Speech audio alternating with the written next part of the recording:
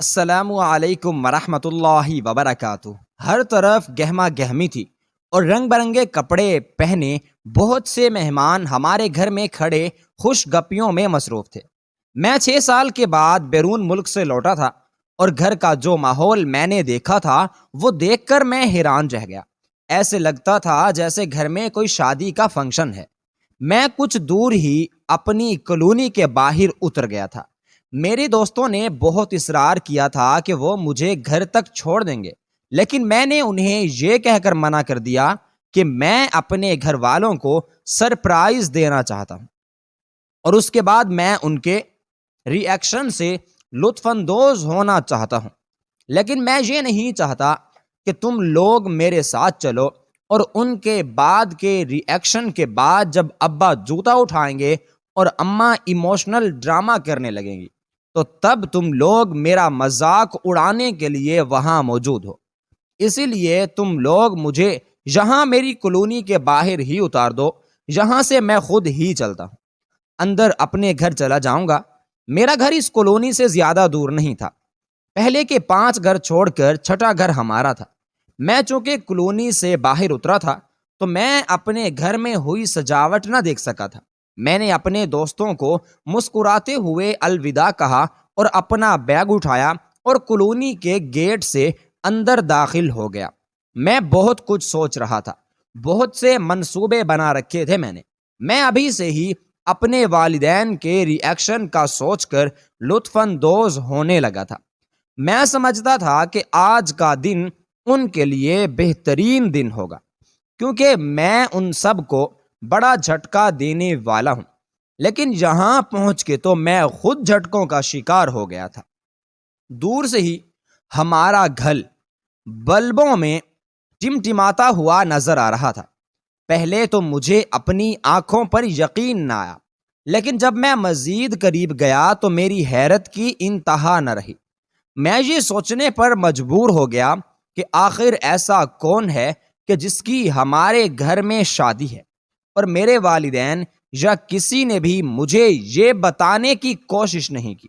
میں گھر کے گیٹ پہ کھڑا گیٹ سے اندر موجود مہمانوں کو دیکھ رہا تھا جب میرے کندھے پر کسی نے دباؤ ڈالا۔ میں نے جب پیچھے مڑ کر دیکھا تو میرا بڑا بھائی واصف کھڑا تھا۔ ارے واصف بھائی، کیسے ہیں آپ؟ میں نے اپنی حیرت پہ قابو پاتے ہوئے انہیں خوشی سے گلے لگاتے ہوئے کہا، جس پر واصف بھائی بھی بہت گرم جوشی سے میرے گلے ملے تھے اور مجھے کہنے لگے، ولید آنے سے پہلے اگر تم مجھے بتا دیتے تو میں تمہیں خود لینے آتا۔ لیکن تم مجھے ایک بات بتاؤ، آخر یہ اچانک کیسے آنا ہوا؟ تمہیں پتا ہے نا، یہ اچانک کے سرپرائز ابا کو پسند نہیں آتے۔ بھائی نے مسکراتے ہوئے مجھے چھیڑنے کے انداز میں کہا، جس پر میں نے ٹھنڈی آہ بھرتے ہوئے کہا، کیا کروں واصف بھائی، مجھے اب ان سب کی عادت ہو چکی ہے۔ ویسے واصف بھائی، ایک بات بتائیے، آپ بڑے بن ٹھن کے تیار ہیں، خیریت تو ہے نا؟ اور یہ شادی کس کی ہے ہمارے گھر میں؟ کسی ہمسائے کی یا پھر کسی رشتہ دار کی، یا پھر بابا نے گھر میں سے کسی کی شادی کرنے کا فیصلہ کر لیا ہے؟ میں نے ہنستے ہوئے ان سے سوال کیا، کیونکہ واصف بھائی سے ملنے کے بعد مجھے ایسا ہی لگا تھا کہ شاید کسی ہمسائے کے گھر شادی ہے یا پھر کسی رشتہ دار کے ہاں شادی ہے۔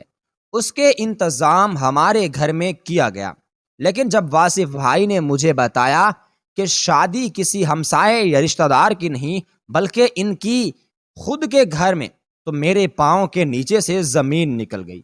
میں حیران ہکا بکا کھڑا واصف بھائی کو دیکھنے لگا اور پھر اچانک ہی کیا کہے لگا کر ہنسنے لگا۔ واصف بھائی، یہ کیسا مذاق کر رہے ہیں؟ سچ بتائیں نا، کس کی شادی ہے؟ میں نے اصرار کرتے ہوئے کہا، جس پر واصف بھائی نے سنجیدگی اختیار کرتے ہوئے ایک گہرا سانس لیا اور میرے کندھے پر ہاتھ رکھتے ہوئے کہنے لگے، دیکھو ولید، میں چاہتا تھا کہ میں یہ تمام باتیں تمہیں بتا دوں، لیکن تم جانتے ہو نا کہ ابا کا حکم کوئی ٹال نہیں سکتا۔ یہی وجہ ہے کہ میں تمہیں نہیں بتا سکا تھا، کیونکہ ابا نے گھر میں سب کو سختی سے منع کیا تھا کہ کوئی بھی ولید تک شادی کی بات نہ پہنچائے، کیونکہ سر پھر ولید جلد بازی کا مظاہرہ کرے گا اور اپنی ڈگری ادھوری چھوڑ کر واپس پاکستان چلا آئے گا، اور ابا ایسا کوئی رسک نہیں لینا چاہتے تھے، اسی لیے انہوں نے صاف صاف سب کو منع کر دیا۔ واصف بھائی نے کندھے اچکاتے ہوئے کہا، میں ابھی تک حیران سا کھڑا سوچ رہا تھا کہ آخر یہ سب ہو کیا رہا ہے۔ میری زندگی اچانک میں کہ ایک خیال اچانک میرے دماغ میں آیا، اور اس کے آنے کے بعد میں ایک دم سے جھرجھری لے کر رہ گیا، اور اس خیال کی نفی کرتے ہوئے خود کو سمجھانے لگا کہ نہیں، ایسا نہیں ہو سکتا۔ یہ خیال ایسا تھا کہ میرے چہرے پر فکر کے آثار نمایاں ہو چکے تھے۔ واصف بھائی اپنی دن میں کہتے جا رہے تھے کہ انہوں نے اچانک کہا، ارے ولید تمہیں کیا ہوا؟ واصف بھائی نے مجھے غور سے دیکھتے ہوئے کہا، جس پر میں نے مسکرانے کی کوشش کرتے ہوئے کہا، ارے بھائی کچھ بھی نہیں، بس ویسے ہی کچھ سوچ رہا تھا۔ اچھا ویسے یہ تو بتائیں کہ شادی کس کی ہے، اور اس شادی میں بلایا جائے گا یا نہیں؟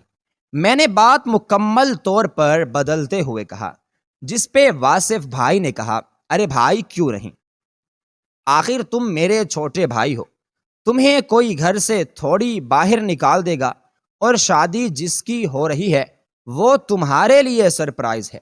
واصف بھائی نے خوش دلی سے کہا، اور جب تم دیکھو گے تو حیران کے حیران رہ جاؤ گے۔ واصف بھائی نے ایک ادا سے اتراتے ہوئے کہا، جس پر میں دل کھول کر ہنسا۔ میرا بھائی بہت اچھا تھا، وہ ہمیشہ سب کا خیال رکھتا تھا، سب کو ہنساتا رہتا تھا۔ میرے ساتھ اس کا ایک دوستانہ تعلق قائم تھا۔ آخر وہ مجھے لیے گھر کے اندر داخل ہو گیا۔ ہر جگہ مختلف طرح کے مہمان موجود تھے۔ میں ہر کسی سے باری باری ملتا ملاتا اپنے کمرے میں جا پہنچا اور کچھ دیر آرام کرنے کی غرض سے لیٹ گیا۔ میں ابھی انہی خیالوں میں گم تھا کہ آخر کس کی شادی ہے، جب اچانک مجھے پھر سے وہ خیال آیا، لیکن اس بار میرے چہرے پر ایک آسودگی بھری مسکراہٹ تھی۔ میں نے اپنی آنکھیں موند لیں اور اس خیال کے بارے میں سوچنے لگا۔ ایک گہرا سانس لے کر میں نے اپنی آنکھیں کھولیں اور واش روم کی طرف بڑھ گیا۔ فریش ہونے کے بعد میں نے باہر جانے کی تیاری کرنا شروع کر دی۔ جب میں باہر گیا تو میری متلاشی نگاہیں اس وجود کو ڈھونڈنے لگی تھی، وہ وجود جو میرے دن اور رات کا مرکز تھا۔ یہ وہی وجود تھا جس کا خیال مجھے بار بار آتا تھا، جس کے لیے میں جینا چاہتا تھا، جس کے لیے میں اتنی محنت کر رہا تھا، لیکن وہ دشمن جانا ابھی تک میری نظروں سے اوجھل تھی۔ میں بہت پریشان ہونے لگا تھا، کیونکہ کافی وقت گزر چکا تھا۔ تقریباً گھر میں سب کو معلوم ہو چکا تھا کہ ولید آ چکا ہے، لیکن وہ ابھی تک نہ دکھائی دی تھی۔ جب مجھ سے رہا نہ گیا تو میں نے اپنی چاچی سے مہر ماں کے بارے میں پوچھا، جس پر میری چچی نے کہا کہ ارے وہ تمہیں کیسے مل جائے گی، وہ تو بیوٹی پارلر گئی ہوئی ہے نا تیار ہونے۔ چاچی نے مسکراتے ہوئے میرا گال تھپ تھپایا اور وہاں سے چلی گئی۔ میں مسکرانے لگا اور خود کو یہ تسلی دینے لگا کہ یقیناً وہ واصف بھائی کی بہن ہونے کا فرض ادا کرنے کے لیے بے چین ہے، تاکہ وہ لڑکی والوں پر ایک اچھا رعب جما سکے۔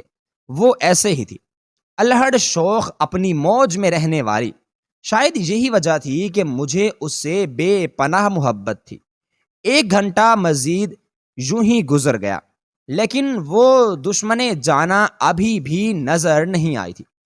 آخر کار میں نے اپنی ممانی سے بات کرنے کا فیصلہ کیا۔ ممانی یہ تو بتائیں کہ مہر ماں کہاں ہے؟ میں نے ان سے ملتے ہی ان سے سوال کیا، جس پر ممانی مجھے کچھ عجیب سی نظروں سے دیکھنے لگیں۔ دیکھو ولید، اب تم بڑے ہو چکے ہو اور تمہیں پتہ ہے نا، یوں کسی لڑکی کا سرعام نام لینا اچھی بات نہیں ہوتی، اس لیے آئندہ احتیاط کرنا اور کوشش کرنا کہ تم مہرو کا نام نہ لو۔ مومانی یہ کہتے ہی وہاں سے چل دیں۔ مجھے ان کی بات سن کر کراہت سا لگا تھا، کیونکہ میں ہمیشہ سے مہرو کو اس کے نام سے بلاتا تھا، اور وہ کتنے اچھے دوست ہیں یہ سب جانتے تھے، لیکن مومانی کا یہ کہنا کہ میری بیٹی کو اس کے نام سے نہ بلایا کرو، میں پریشان ہو گیا۔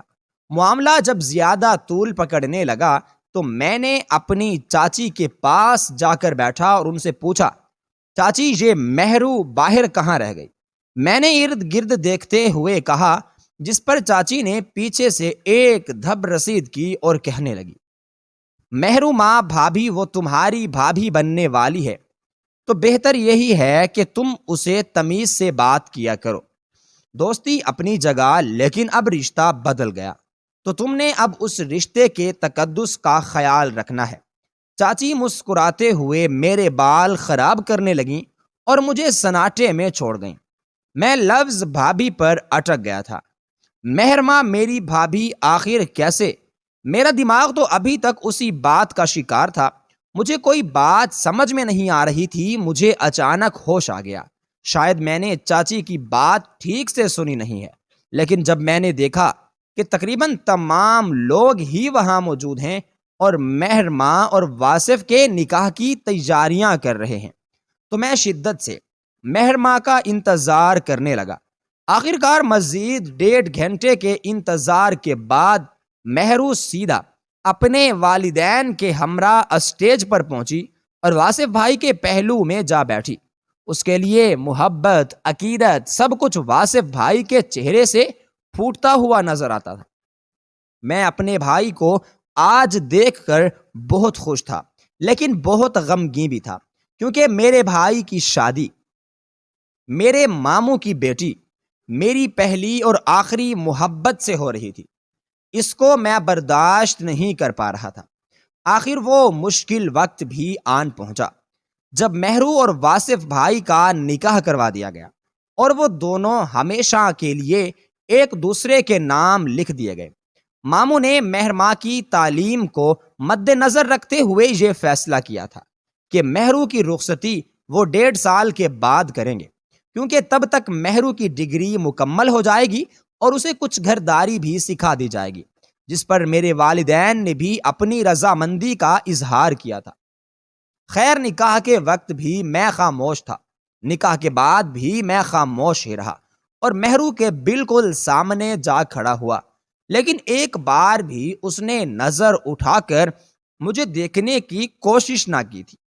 اس کا یہ رویہ مجھے بہت تکلیف دے رہا تھا، لیکن میں نے صبر کرنا مناسب سمجھا۔ نکاح کے بعد ہم ان کے گھر ان سے ملنے گئے اور وہاں مجھے مہرو سے بات کرنے کا موقع مل گیا۔ میں نے مہرو کو ہاتھ سے پکڑا اور اسے لیے کمرے سے باہر چھت پر چلا گیا۔ مسئلہ کیا ہے تمہارے ساتھ؟ تم کیوں بار بار میرا پیچھا کر رہے ہو؟ تم کیوں بار بار مجھے اور خود کو خطرے سے دو چار کروا رہے ہو؟ مہر ماں سے میں اس سے پہلے کہ کچھ پوچھتا، مہر ماں نے مجھ سے سوال جواب کرنے شروع کر دیے اور میں اس کے سامنے آنکھیں جھکائے کھڑا اس بات کو یاد کروانے لگا کہ وہ میری محبت ہے۔ آخر وہ ہمیشہ اتنا بڑا دھوکہ کیسے کر سکتی ہے؟ صرف 6 سال ہو گئے تھے مجھے گئے ہوئے، اور یقین مانو مہر ماں، میں نے کبھی کسی عورت کو غلط نگاہ سے دیکھنا تو دور، کبھی کسی عورت کو چھوا بھی نہیں۔ مجھے تمہارا یہ رویہ بہت تکلیف دے رہا ہے، میں نے روندی ہوئی آواز میں کہا۔ اس پر مہر ماں نے ایک جھٹکے سے ہاتھ چھڑایا اور کہا، تم جیسے لوگوں کا کیا بھروسہ؟ کوئی باہر والی پسند نہیں ہے تو آ جائے گی، اس لیے آئندہ مجھے چھونے کی اور مجھ سے بات کرنے کی کوشش مت کرنا۔ وہ بات کرتے کرتے بار بار اپنی آنکھیں چھپا رہی تھی۔ سمجھ گیا تھا کہ کوئی اس پر اپنا دباؤ ڈال رہا ہے، اسی وجہ سے وہ اپنی آنکھوں میں آئی نمی کو چھپا رہی تھی۔ میں نے دوبارہ اس کو کہا تھا، ٹھیک ہے، لیکن تم کو میری غلطی بتانی ہی پڑے گی۔ تمہیں بتانا پڑے گا کہ تم کس کے کہنے پر یہ سب کر رہی ہو۔ میرے بار بار اصرار کرنے پر، ضد کرنے پر بھی مہرماں نے مجھے صرف اتنا کہا کہ دیکھو ولید، ہم میں جو تھا وہ بہت خوبصورت جذبہ تھا. میں نہیں چاہتی کہ ہماری محبت رشتوں کو پامال کر دے. تم ہماری محبت کو بس ایک راز رہنے دو اور مجھ سے ملنے کی کوشش مت کرو، کیونکہ اب میں تمہارے بھائی کی عزت بن چکی ہوں. اس لیے میں نہیں چاہتی کہ کبھی میری وجہ سے تم دونوں بھائیوں کے درمیان کوئی کڑواہٹ آئے. امید کرتی ہوں تم میری بات سمجھ گئے ہوگے اور ماضی کو بھلا کر آگے بڑھو گے اور مجھ سے دوبارہ کبھی بھی کوئی بات کرنے کی کوشش نہیں کرو گے. اپنا خیال رکھنا. یہ کہتے ہی مہرو سیڑھیوں سے غائب ہو گئی. میں چھت پر تنہا کھڑا رہ گیا اور سوچنے لگا کہ آخر میری غلطی کیا ہے، کیونکہ اس نے مجھے میری غلطی ہی نہیں بتائی تھی. اب شاید ساری زندگی مجھے یہی سوچنا تھا کہ مہر ماں کیوں مجھے چھوڑ گئی. مجھے اس کی باتیں بالکل خاموش کر گئی تھیں. میں نے دوبارہ اس سے کبھی کوئی بات کرنے کی کوشش نہیں کی تھی. بھائی اسے پا کر بہت خوش تھے. ایک رات میں چھت پہ کھڑا مہر ماں کو سوچ رہا تھا اور ساتھ میں سگریٹ وغیرہ بھی پی رہا تھا کہ بھائی دبے پاؤں وہاں پہنچ گئے. ولید، یہ کیا کر رہے ہو؟ مجھے دیکھ کر بھائی نے کہا. بھائی کچھ نہیں، بس چھت پر آ گیا تھا. جس پر بھائی نے کہا وہ تو ٹھیک ہے، یہ سگریٹ بھائی بس یوں ہی کبھی کبھی میں پی لیتا ہوں، بس جب میرا دل چاہ رہا ہو. اور پلیز اس کے بارے میں آپ کسی کو مت بتائیے گا. میں نے سنجیدگی سے کہا. جس پر واصف بھائی نے سگریٹ مجھ سے لیا اور کہنے لگا، اچھا یہ سب چھوڑو اور میری بات سنو. تم سے ایک اہم بات کرنی ہے. یہ جاننا چاہتا ہوں کہ تم اب پہلے کی طرح مہرو سے باتیں کیوں نہیں کرتے.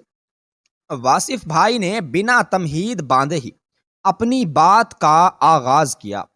ویسے ہی بس کچھ کام کی مصروفیت کی وجہ سے. میں نے آہستہ آواز میں بھائی سے کہا، بھائی بس وقت کی بات ہے، آپ نہیں سمجھ پائیں گے. خیر یہ سب چھوڑیں اور نیچے جائیں اور یہ میرا سگریٹ واپس کرتے جائیے. میں نہیں چاہتا کہ آپ کو ڈھونڈتا ہوا کوئی اور اوپر آ جائے اور پھر وہ اس طرح مجھے بھی دیکھ لے. میں نے نرمی سے بھائی کے ہاتھ سے سگریٹ لیتے ہوئے مسکرانے کی کوشش کرتے ہوئے کہا. جس پر بھائی ہاں میں سر ہلاتے ہوئے نیچے کی جانب بڑھ گئے. میں ایک بار پھر سے سگریٹ پینے لگا تھا. اب میری خاموشی کو میرا بھائی محسوس کرنے لگا ہے، جو میرے لیے خطرناک ثابت ہو سکتی تھی.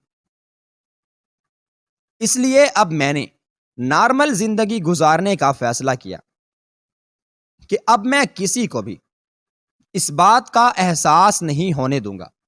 اگلی صبح جب میں اپنی امی اور بھائی کے ساتھ اپنی ممانی کے گھر پہنچا تو ہمیں مہرو بیٹھی چائے پی رہی تھی. سب نے مسکراتے ہوئے ہمارا استقبال کیا. کچھ دن یوں ہی گزرے کہ سب نے اس بات کا زور دینا شروع کر دیا کہ اب مہرو کی رخصتی کر دی جائے. جس پر ہمارے بڑوں نے آپس میں فیصلہ کرنے کے بعد اگلے ماہ کی تاریخ رکھ لی. سب لوگ بہت خوش تھے، لیکن میرا دل یہ سب سہ نہیں پا رہا تھا. میں کوشش کر رہا تھا کہ میں جلد از جلد واپس چلا جاؤں، اور اس سے پہلے کہ میں واپس جا پاتا میری زندگی میں اتنا بڑا حادثہ ہوا جس کے بارے میں نے تو کیا کسی نے بھی نہ سوچا تھا. ایسا دل دہلا دینے والا حادثہ تھا کہ ہم لوگ کبھی بھی ماضی کے اس غم سے نکل نہ پائے تھے. وہ دن جب دولہے کے ساتھ کھڑے تمام لوگ تیار تھے بارات لانے کو. آخر وہ وقت آن پہنچا جب تمام لوگ گاڑیوں میں سوار ہو گئے اور اپنے مقام تک پہنچنے کے لیے نکل کھڑے ہوئے. شام کے فنکشن کا وقت تھا. رش نہیں تھا اور کسی کو اس بات کی توقع بھی نہیں تھی. شاید یہی وجہ تھی کہ ہماری غفلت تھی. تب جس نے یہ دن دکھایا تھا، جیسے ہی بھائی کی گاڑی راستے کے درمیان میں پہنچی تو اس کے بریکس نے کام کرنا چھوڑ دیا. پہلے تو بھائی کو لگا شاید ان کا وہم ہے، لیکن جب گاڑی آؤٹ آف کنٹرول ہونے لگی اور بہت کوشش کرنے کے بعد بھی جب گاڑی کا بریک نہ لگا تو بھائی سمجھ گئے کہ اب انہیں خطرناک حادثے کا سامنا کرنا پڑے گا، کیونکہ گاڑی اس طرح سڑک کے بیچوں بیچ تیز رفتار سے دوڑتی جا رہی تھی، اور بھائی کی کوشش تھی کہ لوگوں کو کسی بھی طرح کے نقصان سے بچانے کی۔ جب ایسے میں ایک ٹرک سامنے سے آ رہا تھا، بھائی نے جب اس کو اپنی طرف بڑھتے ہوئے دیکھا تو اچانک ہی یہ بہت کٹھن فیصلہ لیا اور اپنی گاڑی کو سڑک سے نیچے اتار لے گئے۔ وہ کچے راستے پر تیز رفتار میں چلتی ہوئی سامنے ہی بڑے سے درخت سے پوری طرح ٹکرا گئی، جس کے نتیجے میں گاڑی کا سارا اگلا حصہ تباہ ہو گیا۔ زبردست ٹکر کی وجہ سے بھائی اچھل کر آگے ڈیش بورڈ پر لگے اور اس کے بعد پیچھے کی طرف سٹ گئے، اور ایک اور جھٹکا کھاتے ہوئے ان کا آدھا وجود کھڑکی سے باہر اور آدھا گاڑی کے اندر ہی دب گیا تھا۔ بھائی کو جھٹکے لگ رہے تھے اور اچانک ہی ان کی موت واقع ہو گئی تھی۔ جھٹکوں کی وجہ سے بھائی کی ریڑھ کی ہڈی پوری طرح ٹوٹ گئی تھی، جس کی بنا پر بھائی ہم سب کو ہمیشہ کے لیے چھوڑ کر اس دار فانی سے کوچ کر گئے۔ اس حادثے کی خبر جب ہم گھر والوں کو پہنچی تو ہم لوگ بنا وقت ضائع کیے اس مقام تک پہنچے، اور وہاں جا کر اس گاڑی کی حالت کو دیکھ کر ہم لوگ سکتے میں آ گئے۔ آج بھائی کی سب سے بڑی خوشی کا دن تھا، کیونکہ بھائی نے مجھے بتایا تھا کہ وہ مہرو سے بہت محبت کرتے ہیں، اور آج ان کی محبت ان کے سامنے کھڑی ہوگی اور وہ پورے حق سے اسے چھو سکیں گے اور کسی کو کوئی وضاحت نہ دینی پڑے گی۔ بھائی کی خوشی کا اندازہ بھائی کے چہرے سے، بھائی کی باڈی لینگویج سے لگایا جا سکتا تھا، لیکن اب وہ خوشی کہیں دور جا سوئی تھی۔ میرے والدین نے اور میں نے پھر بھی کوشش کرتے ہوئے بھائی کو اٹھا کے قریبی ہسپتال لے گئے، جس پر ڈاکٹر نے کہا کہ بھائی اب ہمارے درمیان میں نہیں رہے۔ ہم سب گھر والوں پر کوہرام مچ گیا۔ یہ بات مہرو کے گھر والوں تک بھی پہنچ گئی تھی۔ میرے ماموں سکتے میں آ چکے تھے اور میری مومانی سنتے بے ہوش ہو چکی تھی۔ وہ جو سہاگن بنی اپنے شوہر کا انتظار کر رہی تھی، اچانک ہی سہاگن کا سکھ اٹھائے بغیر بیوہ بن چکی تھی۔ دونوں گھروں میں صف ماتم بچ چکا تھا۔ بھائی کی تدفین کر دی گئی تھی۔ ہر طرح سے گھر والوں کو صبر کی تلقین دی جا رہی تھی۔ مہر ماہ سے بھی لوگ افسوس کر رہے تھے۔ مہرو اپنی عدت میں بیٹھ گئی۔ کچھ لوگ تھے جو اسے صبر کی تلقین کر رہے تھے، اور کچھ لوگ ایسے تھے جو ہر بات میں اپنے مزے چاہتے تھے۔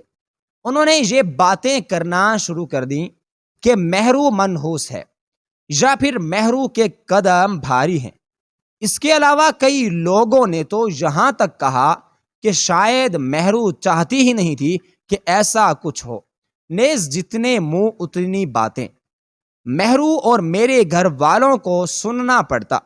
یہ سب اس تمام بکواس کو سنتے سنتے میں تھک چکا تھا۔